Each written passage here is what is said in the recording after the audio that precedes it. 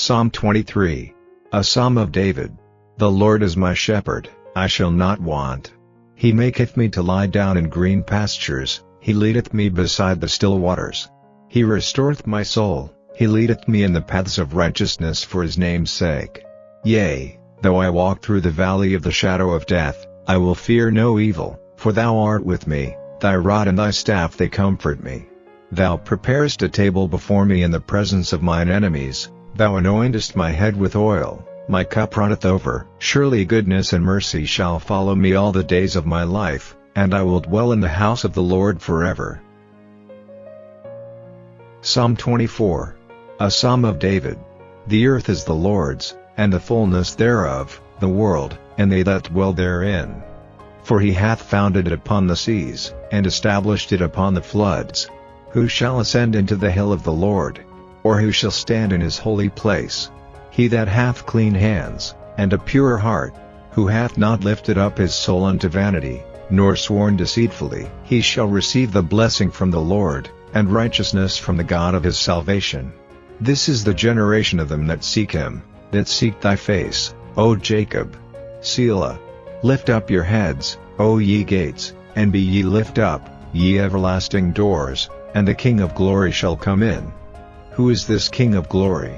The Lord strong and mighty, the Lord mighty in battle. Lift up your heads, O ye gates, even lift them up, ye everlasting doors, and the King of glory shall come in.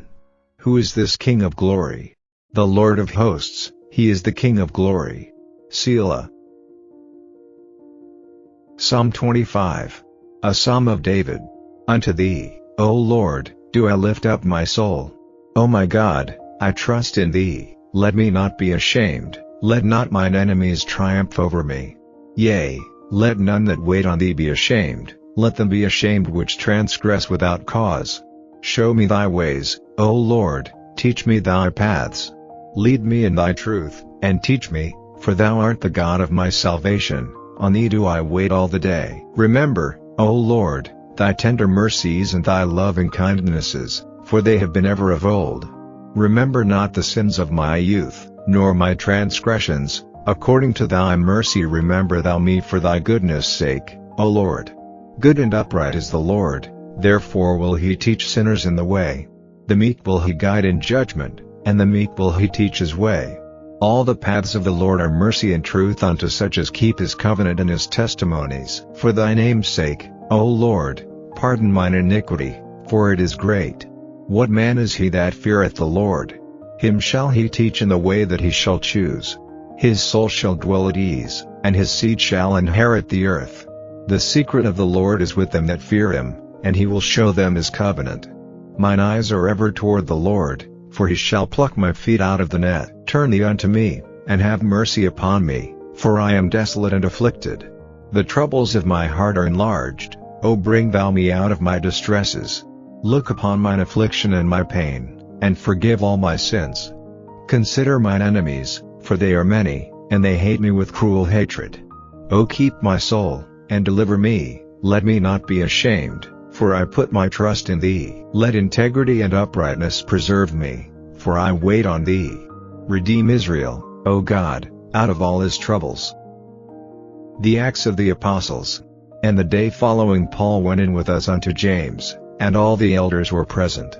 And when he had saluted them, he declared particularly what things God had wrought among the Gentiles by his ministry. And when they heard it, they glorified the Lord, and said unto him, Thou seest, brother, how many thousands of Jews there are which believe, and they are all zealous of the law, and they are informed of thee, that thou teachest all the Jews which are among the Gentiles to forsake Moses, saying that they ought not to circumcise their children, neither to walk after the customs. What is it therefore? The multitude must needs come together, for they will hear that thou art come. Do therefore this that we say to thee. We have 4 men which have a vow on them.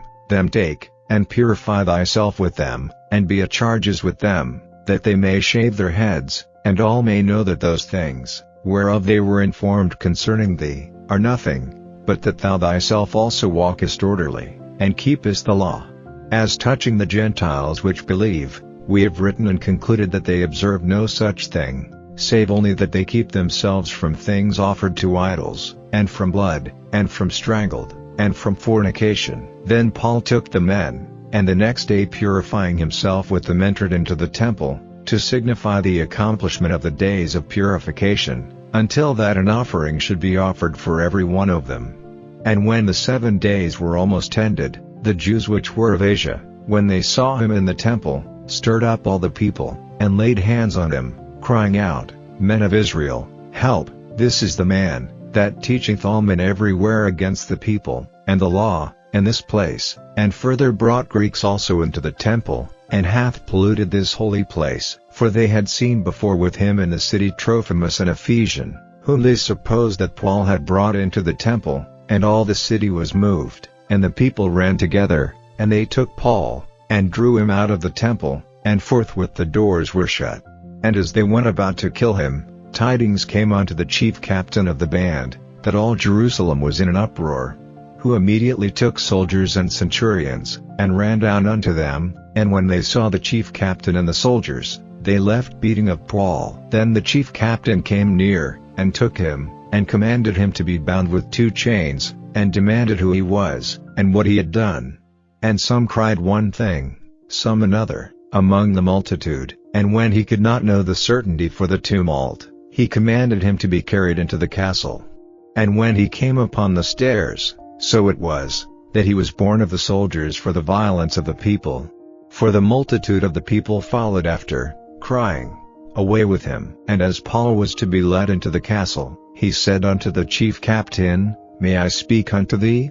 Who said, Canst thou speak Greek?